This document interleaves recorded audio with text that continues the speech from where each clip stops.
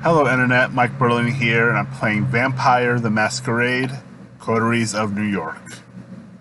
Now, just gonna jump back into where I ended last time, but before I do, I'm gonna tell you that yes, last time I had the air conditioner running because it was so damn hot out here where I live in Connecticut.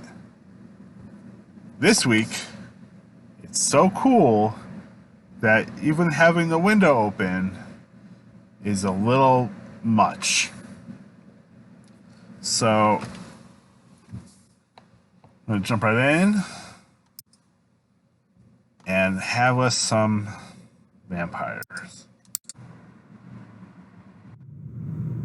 Kadir Azmi, the sheriff from New York City, is knocking at the door to your haven.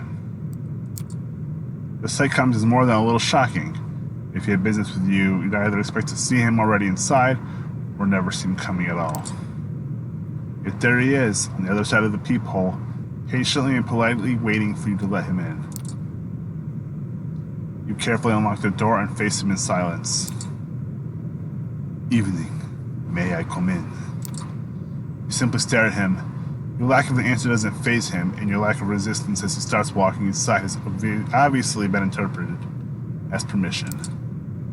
Once inside, he starts looking around as you cautiously stay by the door. Haven't really had time to make this place your own yet, have you? Feels like Langley's apartment through and through. A secluded study where nobody studies anything.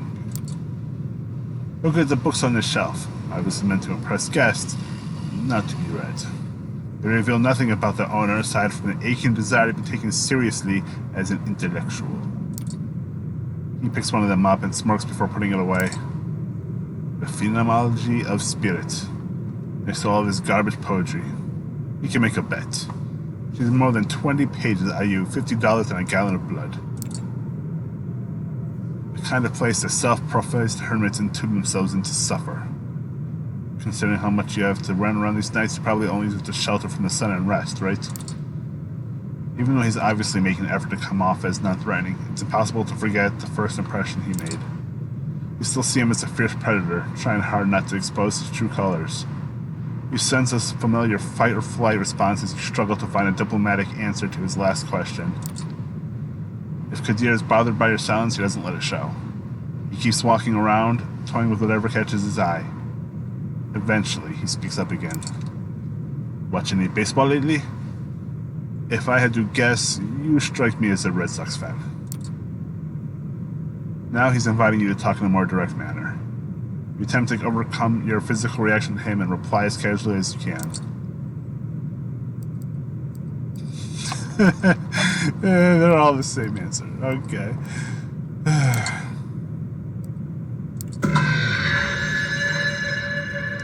Your mind keeps going back to that night when everything was changed forever. Waking up in hell with a body next to you, spending a night in that underground sweatbox, unsure of what will happen next. That endless car ride. 3 strikes, a bloodthirsty crowd, that blade. Rebirth, baptism by fire, a frightening executor who made sure the flames scarred your spirit.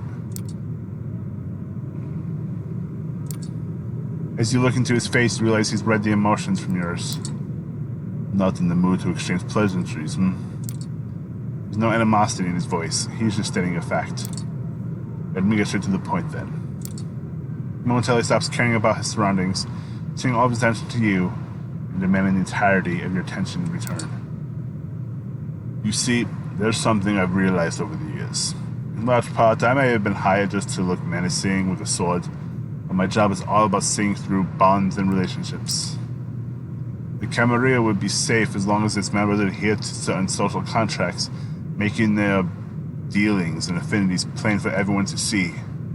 But that, obviously, remains a pipe dream. This is a community of born conspirators, overly ambitious gangsters and politicians, monsters in denial, all sorts of tragically broken individuals.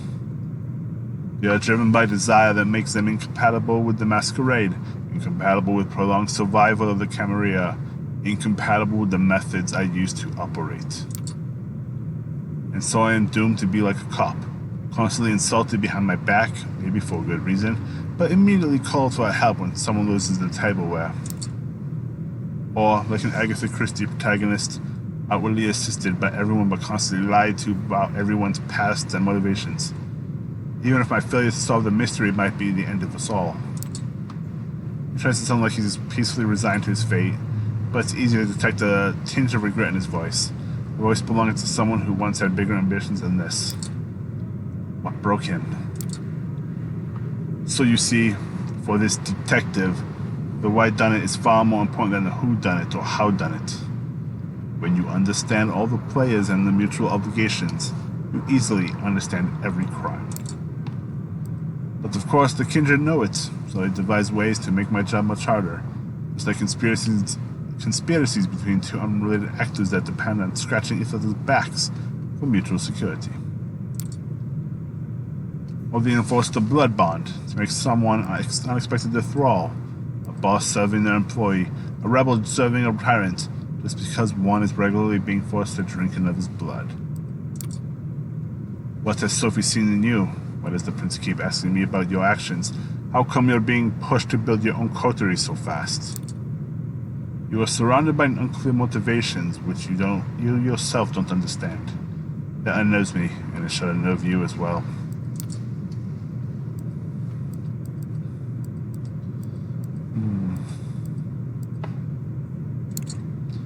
Oh, what are your motivations? Finally, you managed to raise your voice. You notice the effort and smile softly. So, you haven't gone mute since the last time I saw you. Good.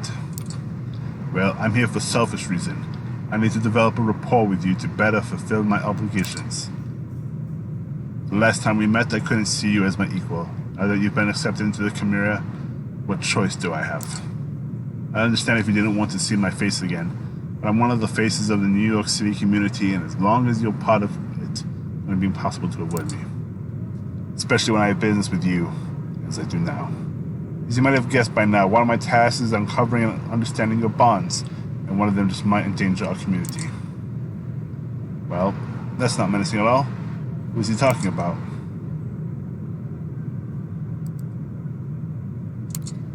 You mean someone I'm trying to recruit into my coterie? Kadir shakes his head. I'm monitoring them and they know it. If they're breaking the rules, they're doing it the right way. Meaning I haven't learned about it yet. Unless you might want to share something. A moment of awkward silence. Joking. Mostly. He produces a file from underneath his coat and passes it to you. This is our troublemaker. You open the file and see some printed photos. You freeze up as you recognize the face and are overwhelmed by a flood of repressed memories.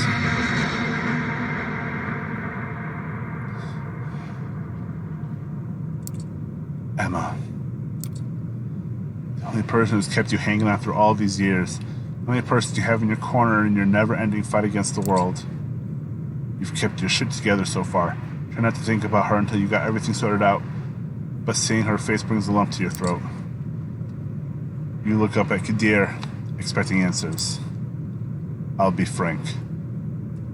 At first I thought you were a total commercial failure, someone destined to eventually disappear from the streets of New York without a trace or one soul to care. But it looks like your sister is the best guardian one could ask for. Lots of friends in high places and lots of favors to collect. The word is, she'll do anything to get you back. The risk of endangering us is relatively low, but far from non-existent. Which means your sister must be stopped. Must be stopped sounds threatening. You dread thinking what he's planning. I'll arrange for you two to meet tomorrow so that you can straighten the situation out and say goodbye to the life you've forsaken. He'll arrange? What? Your eyes must look like the saucers right now. Usually these matters are left to my discretion, and I can't think of an easier solution. The lost sheep reappears, takes care of unfinished business, and disappears. Never to be seen again. Nobody cares. It's simple, it's clean. No contrived schemes, no unnecessary victims. And it gives me the opportunity to learn more about you as I observe. When neonates interact with kind, they used to hold dear, their true natures are laid bare for everyone to see. Of course, he's invested in being kind to you, or he's making clear his self-serving intentions so that you don't start figuring them out yourself. Any objections? Any alternatives are probably worse. You shake your head. Very well. I'll arrange a meeting and drive you out there tomorrow. To come up with a load of bull that's easy to swallow. He disappears from the apartment, leaving you as confused as the last time he closed the door behind on you. God damn it! You need to think it through.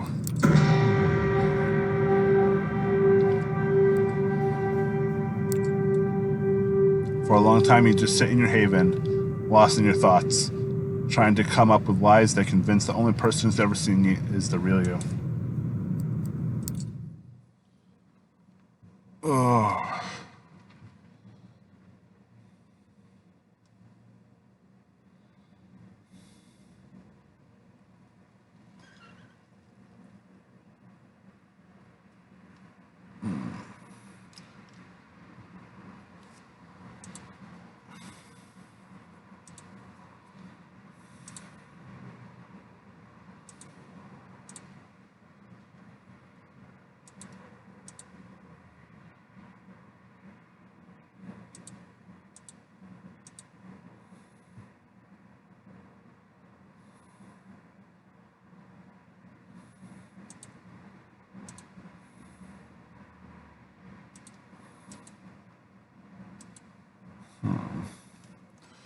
All right, let's see.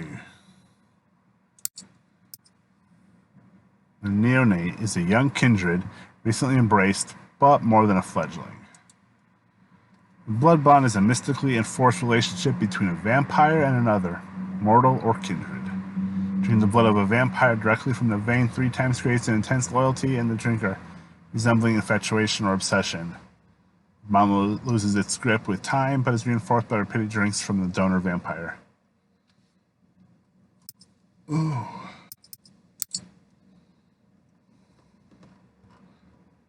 Yeah, I gotta work on getting my definitions all in. All right. Well, thank you everyone for watching. I hope you enjoyed this short video. I'm gonna continue on. Yeah. So again, thanks for watching.